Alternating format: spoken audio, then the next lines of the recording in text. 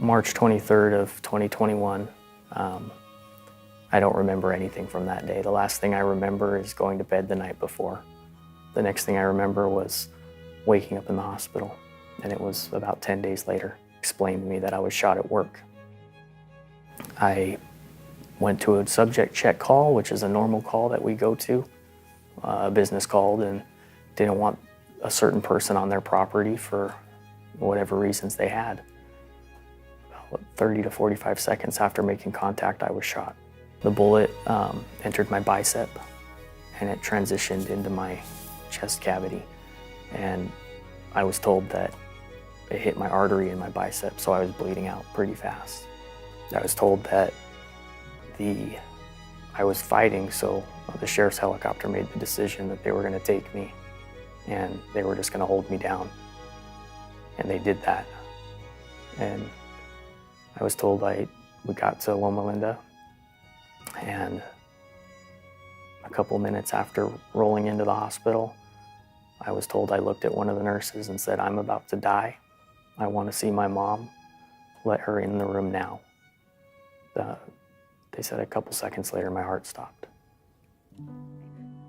We opened his chest up, we cross-clamped his aorta, we restarted his heart, and all of that requires a massive amount of blood transfusion, because in order to get the heart stop pumping again, it requires that you've replaced the total blood volume that has been lost. In his case, probably 3 to 4 liters of blood that was in his chest.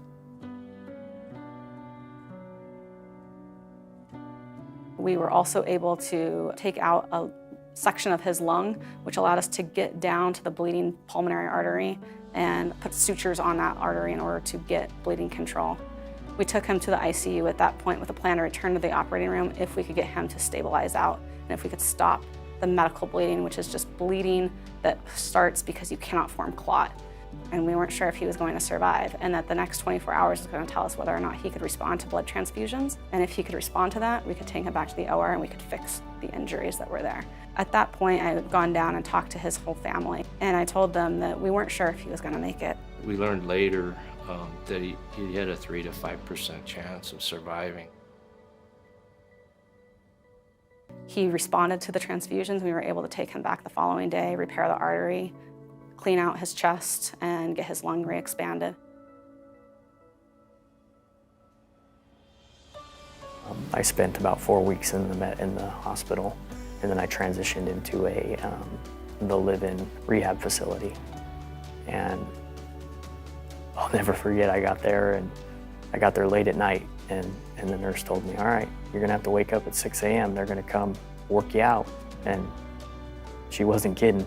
It was 6 a.m. wake-up call, and we were doing therapy all day. Looking back at it, I was afraid. Not so much of dying, but afraid of leaving my wife and my daughter here without me. And so it didn't take long for me to think to myself and say, "You gotta get out of here." Yeah, the blood was critical. I mean, if that wasn't there, I wouldn't be here today. I was laying there in bed just thinking, I wonder whose blood I have inside of me. How many people, to save my life. Like I said, my dad's been donating since I was a kid, and he always has been telling us as adults, you guys need to donate. I just want to thank everybody that donates to Livestream. Some of you out there saved my son's life, and thank you. Without the Livestream donations, there wouldn't have been a recovery. Everything that happened after wouldn't have happened. I wouldn't be here. My daughter would have grown up without a father, and my wife would have been a single mother. And every time I look at my daughter,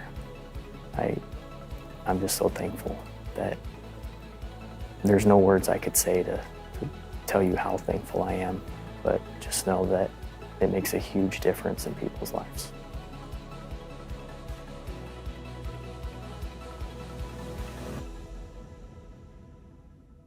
Deputy Whitson received 30 units of blood products between March 23, 2021 and March 27, 2021 that consisted of packed red blood cells, thawed plasma, apheresis platelets, and pooled cryoprecipitate.